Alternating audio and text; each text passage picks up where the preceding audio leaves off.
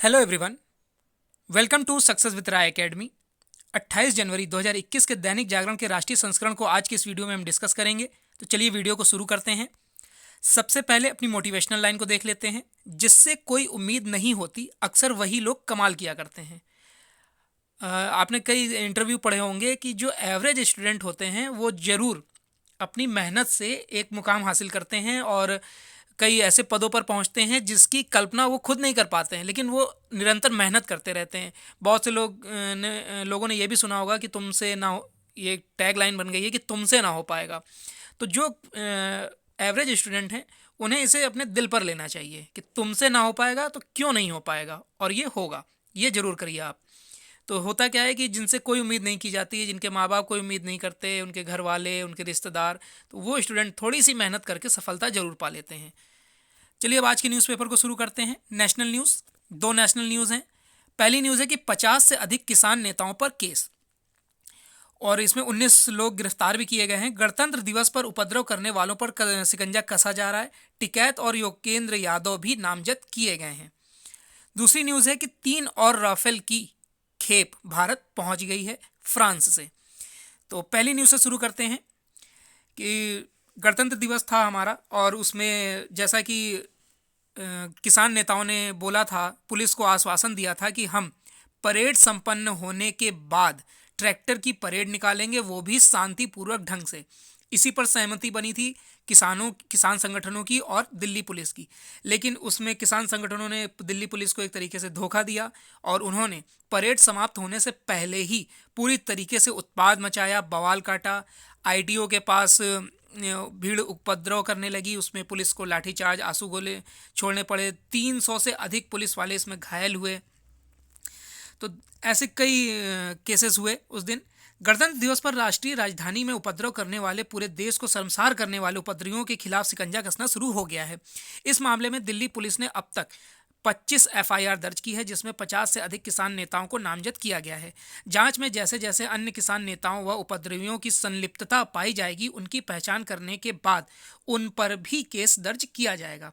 अब तक 19 उपद्रवियों को गिरफ्तार किया गया है और 50 लोग हिरासत में लिए गए हैं। उनसे पूछताछ जारी है। पुलिस सूत्रों के मुताबिक ये वे लोग हैं जो मंगलवार को ट्रैक्टर परेड में उपद्रव करने के दौरान जख्मी हो गए थे। उन्हें विभिन्न अस्पतालों में भर्ती कराया गया था। दिल्ली पुलिस के एक वरिष्ठ अधिकारी के मुताबिक फिलहाल उपद्रवियों के खिलाफ 12 से अधिक धाराओं में मुकदमा दर्ज किया गया है। जांच के बाद आरोपियों के खिलाफ आपराधिक साजिश करने व देशद्रोह जैसी धाराएं भी जोड़ी जा सकती हैं। किसान नेताओं ने लिखित में वादा किया था कि वे पुलिस द्वारा तय रूट पर ही शांतिपूर्वक ढंग से गणतंत्र दिवस समारोह संपन्न होने के बाद परेड निकालेंगे, लेकिन उन्होंने एक तरीके से धोखा ही दिया है। नेक्स्ट न्यूज़ है, 3 और राफेल की तीसरी खेप भारत पहुंच गई है। अब इस न्यूज़ में क्या है देख लेते हैं। और ये भारतीय वायुसेना की ताकत बढ़ाने वाले युद्धक विमान राफेल की तीसरी खेप फ्रांस से बुधवार को देर रात भारत पहुंच गई है। 3 राफेल विमान बिना रुके सीधे भारतीय वायुसेना के हवाई अड्डे पर लैंड करते हैं। फ्रांस में भारतीय दूतावास के मुताबिक स्ट्रिट्स से रवाना हुए तीनों राफेल 7,000 किलोमीटर से भी लंबी लगातार उड़ान के बाद भारत पहुंचे हैं। तीनों राफेल विमानों में हवा में ही ईंधन भरने की प्रक्रिया को संयुक्त अरब अमीरात के मल्टी रोल टैंकर ट्रांसपोर्ट ने अंजाम दिया। अब है इंटरनेशनल न्यूज़। इंटरनेशनल न्यूज़ में एक न्यूज़ है हमारे लिए कि महाभियोग की कार्रवाई से बरी किए जा सकते हैं ट्रंप। अमेरिका के पूर्व राष्ट्रपति डोनाल्ड ट्रंप को महाभियोग की कार्रवाई से बरी किए जाने की संभावना बनती दिख रही है। इसके पीछे सबसे बड़ी वजह सीनेट में डेमोक्रेट्स के पास पर्याप्त संख्या बल नहीं होना है। इस मुद्दे पर रिपब्लिकन का समर्थन भी नहीं मिल पाया है। डेमोक्रेट्स ने अमेरिकी संसद में हुई हिंसा को भड़काने के आरोप में ट्रंप पर महाभियोग प्रक्रिया की शुरुआत की थी। वर्तमान में 100 सीटों वाली सीनेट में डेमोक्रेट और रिपब्लिकन के 50-50 सदस्य हैं। नेक्स्ट न्यूज़ है हमारी बिजनेस न्यूज। पहली न्यूज़ है इसमें, डिस्कॉम की वित्तीय सेहत में सुधार के लिए मिल सकता है राहत पैकेज। 24 घंटे बिजली आपूर्ति सुनिश्चित करने का रास्ता तैयार कर रही है सरकार। और दूसरी न्यूज़ है कि टीसीएस बनी दुनिया की तीसरी सबसे बड़ी आईटी सर्विस फर्म। पहली न्यूज़ से शुरू करते हैं। डिस्कॉम किसे बोलते हैं? बिजली वितरण कंपनियों कि लगातार बिगड़ती वित्तीय सेहत को सुधारने के लिए सरकार आगामी बजट में पैकेज की घोषणा कर सकती है।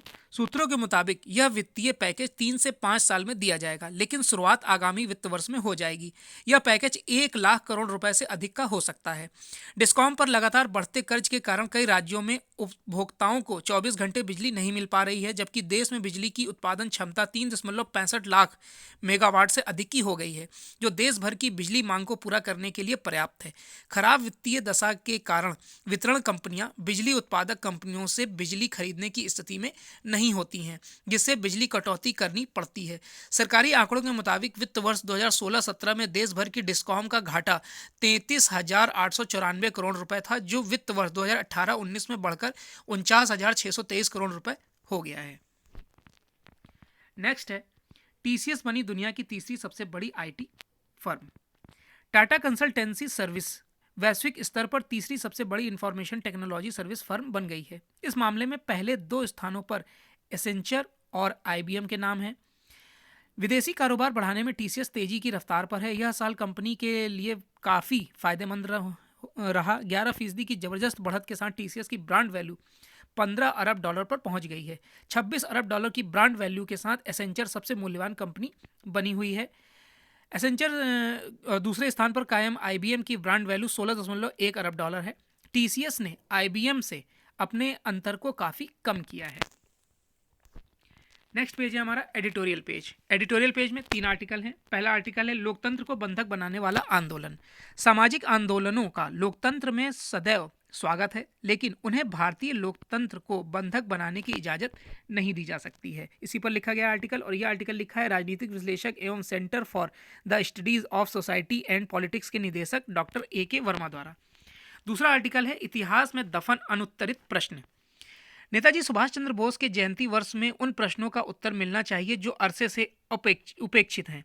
इसी पर लिखा गया आर्टिकल, और यह आर्टिकल लिखा है वरिष्ठ स्तंभकार बलबीर पुंज द्वारा। तीसरा आर्टिकल है सख्त कार्रवाई की जरूरत। जिस तरीके से गणतंत्र दिवस समारोह में किसानों द्वारा उत्पाद किया गया है, उस पर अब सख्त कार्रवाई की मांग की जा रही है। उसी पर लिखा गया है आर्टिकल। तो पहले आर्टिकल से शुरू करते हैं।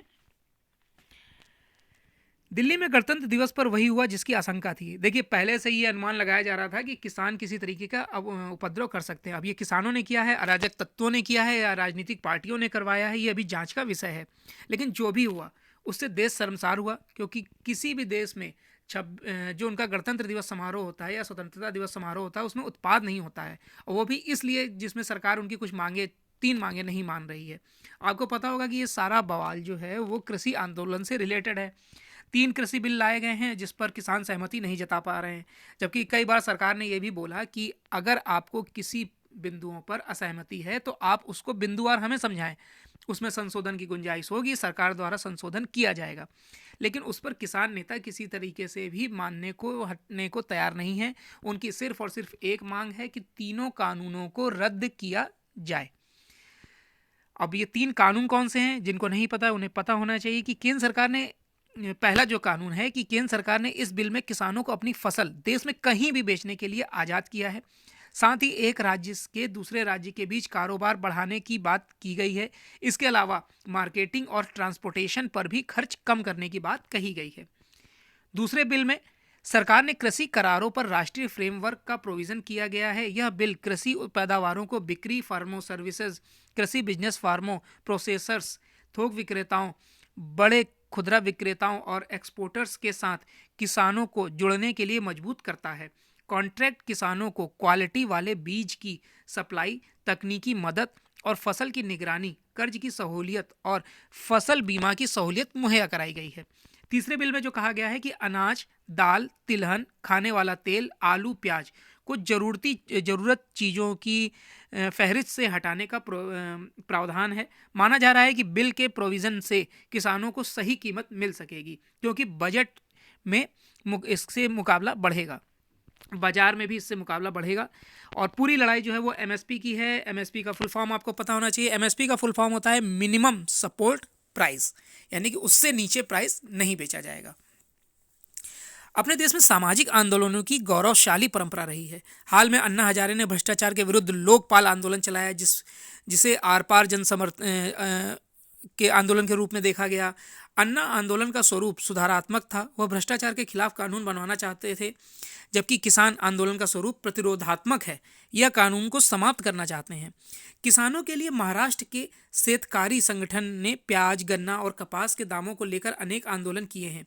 शेतकारी संगठन हमेशा किसानों के लिए खुले बाजार की मांग करता रहा है, लेकिन अनेक राज्यों के कानूनों ने किसानों को उत्पाद बेचने के लिए मंडियों और आड़तियों का बंधक बना दिया है। नए कृषि कानून उन्हें बंधन मुक्त करना चाहते हैं, लेकिन जो छोटे किसान इससे लाभान्वित हो सकते हैं उनकी कहीं कोई सुनवाई नहीं है। सामाजिक आंदोलनों से जनता की आस्थाएं इसलिए खत्म हो रही हैं क्योंकि वे प्रायः राजनीतिक तत्वों या दलों द्वारा हथिया लिए जाते हैं। अन्ना आंदोलन को अरविंद केजरीवाल ने, कम्युनिस्ट पार्टी के आंदोलन को सीपीआई एवं सीपीएम ने हथियाया, स्वतंत्रता आंदोलन को कांग्रेस ने और शेतकारी संगठन को शरद पवार ने। आज स्थिति यह है कि किसान आत्महत्या में महाराष्ट्र सबसे आगे है। अन्ना का लोकपाल लुप्त हो गया, कम्युनिस्टों की पूर्ण क्रांति का पता नहीं और कांग्रेस पतन की ओर है। किसान आंदोलन अराजक तत्वों के हाथों हत्थे चढ़ गया है। आंदोलन के माध्यम से लोकतांत्रिक सरकारों का ध्यान सामाजिक सरोकार की ओर खींचना जरूरी है, पर इसके लिए आंदोलन का स्वरूप स्वतंत्र एवं स्वायत्त होना अपरिहार्य है। राजनीतिक दलों द्वारा हाईजैक होने से आंदोलनों की धार कुंद हो जाती है। सामाजिक आंदोलनों का लोकतंत्र में सदैव स्वागत है। नेक्स्ट है इतिहास में दफन अनुत्तरित प्रश्न। जिस तरीके से नेताजी सुभाष चंद्र बोस की जयंती को पराक्रम दिवस के रूप में मनाए जाने की घोषणा की गई है, वे सराहनीय है। 125वीं जयंती थी इस बार उनकी, और इस अवसर पर केंद्र सरकार की ओर से कई भव्य कार्यक्रम प्रस्तावित हैं। इसे लेकर एक 85 सदस्यीय उच्च स्तरीय समिति का गठन भी किया गया, जिसमें नेताजी के कुछ पारिवारिक सदस्यों के साथ 2 पूर्व प्रधानमंत्री, कई केंद्रीय मंत्री, ममता बनर्जी समेत 7 राज्यों के मुख्यमंत्री, विभिन्न पार्टियों के सांसद, विधायक, इतिहासकार और अन्य प्रतिष्ठित लोग शामिल हैं। इस समिति को सर्वदलीय रूप देकर प्रधानमंत्री ने स्वास्थ्य लोकतांत्रिक परंपरा का पालन किया है। नेताजी के चिंतन और वामपंथी विचारधारा में बहुत अंतर था। जहां नेताजी तत्कालीन भारत को अफगानिस्तान से लेकर श्रीलंका तक एक रूप में देखना चाहते थे, वहीं वामपंथी देश को 17 टुकड़ों में विभाजित करने की सोच रखते थे। 1946 में भारत और आए कैबिनेट मिशन के समक्ष वामपंथियों का प्रस्ताव इसकी तार्किक परिणति है। इतिहास अपने पीछे कई अनुत्तरित प्रश्न छोड़ जाता है। यदि गांधी जी खुले मन से नेताजी को कांग्रेस अध्यक्ष स्वीकार कर लेते तो क्या उनके नेतृत्व वाली कांग्रेस पाकिस्तान की मांग को स्वीकार करती, जिसकी रूपरेखा मुस्लिम लीग ने अंग्रेजों और वामपंथियों के साथ मिलकर तैयार की थी? यदि नेताजी जीवित होते तो क्या नेहरू प्रधानमंत्री बन सकते थे? यदि बहुमत के आगे गांधी जी सिर झुकाते और सरदार पटेल को देश का पहला प्रधानमंत्री बनने देते तो क्या देश की दिशा और राजनीतिक अलग नहीं होती? क्या कश्मीर का हल वैसा नहीं निकलता जैसे हैदराबाद और जूनागढ़ के मामले में निकला था? नेताजी ने और इतिहास भी इन प्रश्नों के उत्तरों पर मौन है। उम्मीद है कि उनकी जन्म जयंती वर्ष में इन प्रश्नों का उत्तर दे जाएगी। नेक्स्ट है कि सख्त कार्रवाई की जरूरत। राष्ट्र को शर्मिंदा करने वाली अराजकता की भेंट चढ़े किसान आंदोलन के उन गैर जिम्मेदाराना नेताओं पर केवल एफआईआर दर्ज होना ही पर्याप्त नहीं है। उन्हें गिरफ्तार कर ऐसे जतन भी किए जाने चाहिए जिनसे रोकने का अपराध की सजा मिले और फिर कोई समूह संगठन वैसा दुस्साहस ना कर सके जैसा गणतंत्र दिवस पर देखने को मिला है। किसानों की आड़ में नेतागिरी करने वालों को बेनकाब करना इसलिए आवश्यक है क्योंकि उनमें से ज़्यादातर का खेती किसानी से कोई लेना देना नहीं है। वे या तो आदतन आंदोलनबाज हैं अथवा किसानों के नाम पर अपनी राजनीतिक दुकान चलाने के स्वार्थी तत्व हैं। वास्तव में ये इसी कारण किसान संगठनों को सरकार से लंबी बातचीत किसी नतीजे पर नहीं पहुंच पा रही है। तो एडिटोरियल पेज था, 3 आर्टिकल थे। अब नेक्स्ट पेज है स्पोर्ट्स पेज। स्पोर्ट्स पेज में एक न्यूज़ है, वो है कि टोक्यो ओलंपिक के नियमों से जुड़ी जानकारी पर एक पुस्तिका। कोरोना महामारी के बीच टोक्यो ओलंपिक फिर स्थगित होने या रद्द किए जाने की अटकलों के बीच आयोजक और अंतर्राष्ट्रीय ओलंपिक समिति एक नियम पुस्तिका जारी कर सकती है। इसमें जापान के खिलाड़ियों और स्टाफ के लिए स्वास्थ्य और सुरक्षा प्रोटोकॉल से जुड़ी हर छोटी बड़ी जानकारी होगी। यह नियम पुस्तिका अगले सप्ताह तक आएगी, जिसमें बताया गया होगा कि कैसे 15,400 ओलंपिक व पैरा ओलंपिक खिलाड़ी और हजारों की संख्या में अन्य ओलंपिक के दौरान जापान आ सकते हैं। तो ये आज का 28 जनवरी 2021 का दैनिक जागरण का राष्ट्रीय संस्करण था। आई होप आपको वीडियो अच्छा लगा होगा। अगर आपको वीडियो अच्छा लगा तो लाइक और शेयर कर दीजिएगा। वीडियो देखने के लिए धन्यवाद।